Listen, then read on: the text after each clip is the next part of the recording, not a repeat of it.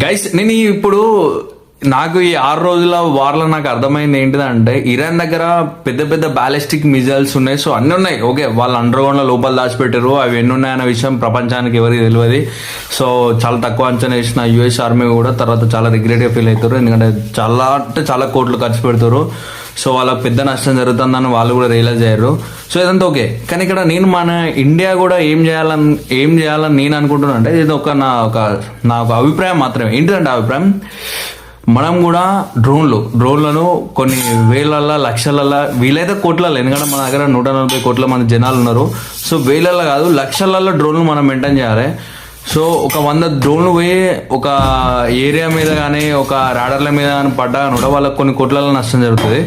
So నేనైతే చెప్పాల్సుకునేదే మన దగ్గర కూడా కొన్ని లక్షలల్లో వేలల్లో కోట్లల్లో డ్రోన్స్ మన దగ్గర కూడా ఉత్పత్తి చేయాలని కోరుకుంటున్నా, అండ్ ఐ మీన్ ప్రొడక్షన్ చేయాలని కోరుకుంటున్నా. ఇంకొకటి ఏంటిదంటే మనము డ్రోన్లతో పాటు మిజైల్స్ కూడా ఎన్ని వీలైతే అన్ని మిజైల్స్ అనేది మన దగ్గర ఉంటే బెటర్. ఇంటర్సెప్ట్లు అయితే సరిపోతుంది, మన దగ్గర S-400 4-5 ఉన్నాయి, ఇంకొక 2-3 కూడా వచ్చేటివి ఉన్నాయి వేరే కంట్రీస్లో. సో జియో పాలిటిక్స్లో డ్రోన్లు అనేది ఇంత వాల్యుబుల్ అని నేను అస్సలు ఎక్స్పెక్ట్ చేయలేదు. కాకపోతే చిన్న చిన్న డ్రోన్లు కొన్ని వేల కోట్ల విలువైన రాడర్లను కూల్చేస్తున్నాయి. సో ఇప్పుడు దుబాయ్ కూడా చాలా భయపడుతుంది, మిగతా అన్ని మిడిల్ ఈస్ట్ ఉన్న కంట్రీస్ అన్ని కూడా చాలా అంటే చాలా భయపడుతున్నాయి. దీనివల్ల అంటే డ్రోన్స్ వల్ల.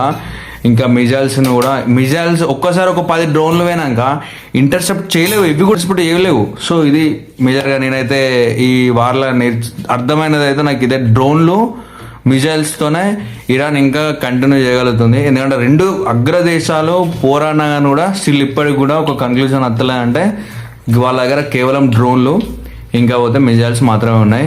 సో ఈ వారం ఇంకొక 10 రోజులైనా ఆశ్చర్యపడాల్సింది లేదు, ఇంకొక నెల అయినా కూడా ఆశ్చర్యపడాల్సింది లేదు. ఎందుకంటే ఇరాన్ దగ్గర చాలా డ్రోన్స్ నిలువ ఉన్నాయని అయితే సమాచారం అయితే ఇప్పటివరకు అయితే బయటకు తెలుస్తుంది. కొన్ని తక్కువైనా అంటారు, కొన్ని ఎక్కువైనా అంటారు, కానీ డ్రోన్ల వల్ల వాళ్ళు చాలా అంటే చాలా నష్టం చేసారు ఇప్పటి వరకు. ఇరాన్కైనా నష్టం కొంచెం ఎక్కువైనా కావచ్చు, కానీ డ్రోన్ల నష్టం అయితే చాలా, ఈ డ్రోన్ల వల్ల జరిగిన నష్టం అయితే చాలా ఉంది.